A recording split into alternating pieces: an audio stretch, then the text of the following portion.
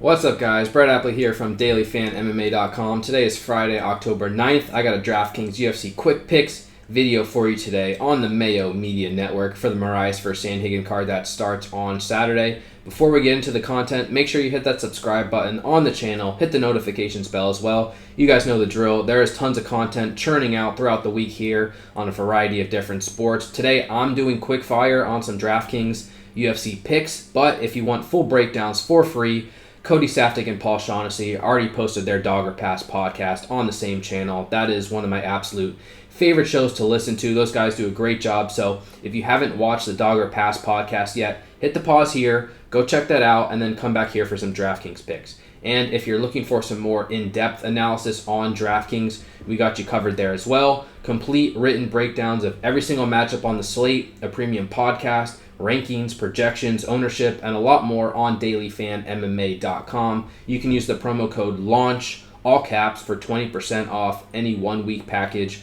on my website this week. All right, guys, let's get into the picks. Today I'm going to be giving out one cash game play, one tournament play, one salary saving play, and my fade of the week. And let's start out with the cash game play in Corey Sandhagen, who is 8.2K on DraftKings, minus 140 to win against Marlon Moraes in the main event. And to me, this comes down to power versus volume. Moraes is a very explosive striker. He's got 3 first-round finishes in the UFC. But in his fights that go past the first round, you see him start to slow down. You see him, his volume isn't there. His cardio isn't there. He won a split decision over Jose Aldo. He won a split decision over John Dodson. And he lost a split decision against Rafael Assunção, all in the UFC. Corey Sandhagen is a fighter who is going to push a pace. He's a lot taller, longer, throws strikes at a much higher clip. Sandhagen lands 6.95 significant strikes per minute. He's topped out at 120 strikes in a 3-round fight. Moraes is somewhere around the 45-50 significant strike range in a 3-round fight. And I just do not think his style is going to be enough to beat Sandhagen over 25 minutes. Yeah, he has potential to hurt Sandhagen early on in this fight, but in a 25-minute contest, I favor the fighter who's taller, longer, much better cardio, throws strikes at a much higher rate, and that is Corey Sandhagen. I expect him to kind of take over the latter rounds here and potentially even put Moraes away. From a DraftKings perspective, 8.2K I think is a solid number, especially in cash games. We're looking for floor, we're looking for ceiling. Sandhagen has both those aspects in my opinion. Even in a decision win, I think Sandhagen's going to top 90 points. I think he's going to reach 100, 120 significant strikes easily, and he does have a pretty solid inside distance line. Let me double check what it is here. Plus 165 inside the distance for Sandhagen. So that's your ceiling right there. Sandhagen, 8.2K as a cash game play. One of my favorite options on the entire slate this weekend. Next up, we can look for a tournament play in Tom Aspinall. He is 9.4K. Yeah, I know he's the most expensive fighter on the slate, but you have to look at the metrics. Aspinall is the heaviest favorite on the entire slate at minus 580. He's north of minus 600 on some books. Minus 240 to win inside the distance. That is the best number on the entire slate as well. And he's got a plus 100 prop to win in round 1. It's hard to beat those kind of metrics on a DraftKings slate. And 9.4K, yeah, he's expensive, but he should probably be 9.7, 9.8K theoretically.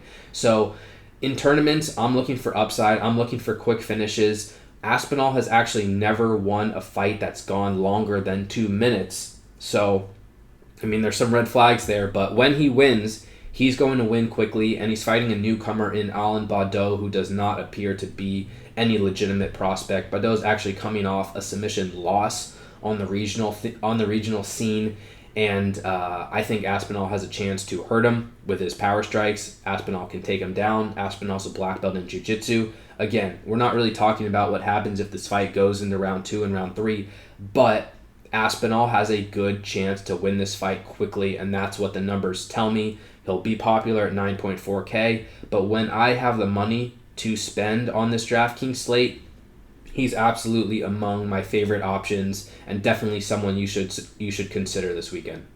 Next up, I'm going to give you one of my favorite salary saving plays, and we're going to go with Ilia Topuria at 7.6K on DraftKings. Topuria is actually making his UFC debut as well here, 8-0 professionally.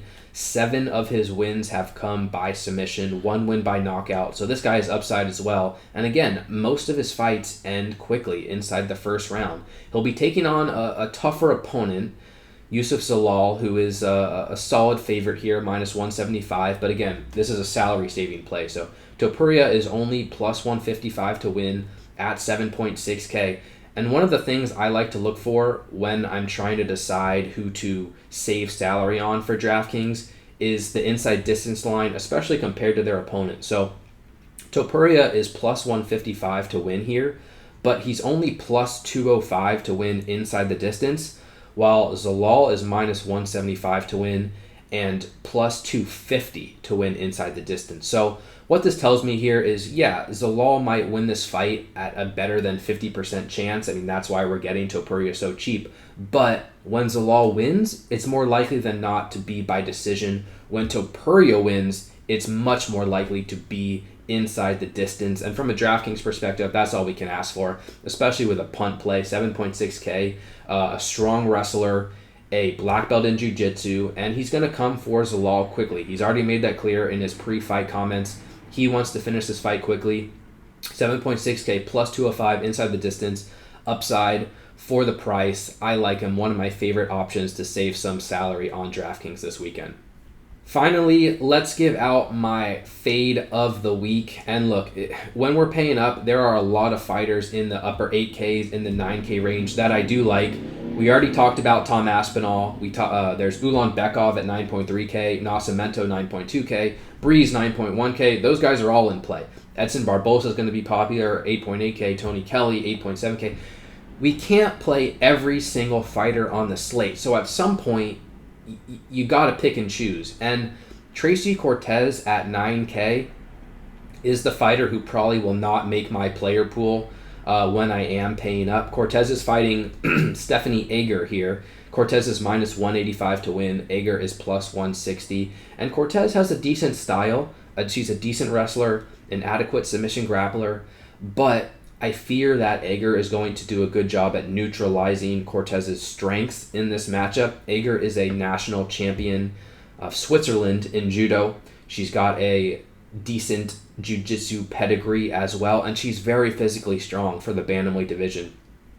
Cortez won her contract on the Contender Series at flyweight and then moved up to bantamweight for her UFC debut, and her wrestling didn't look as good in her debut. So again, here at bantamweight, she's going to be going against not only a more physical opponent, but an opponent who has a background in wrestling and grappling. And so, yeah, I think Cortez could put up a score of 70, 75 points maybe, but at 9K, we're looking for 95, 100. Cortez is plus 375 inside the distance. I just don't see her having a ton of success on the mat in this matchup. So if I have to cut my player pool out, Cortez is the fighter who I am going to choose. She is my fade of the week.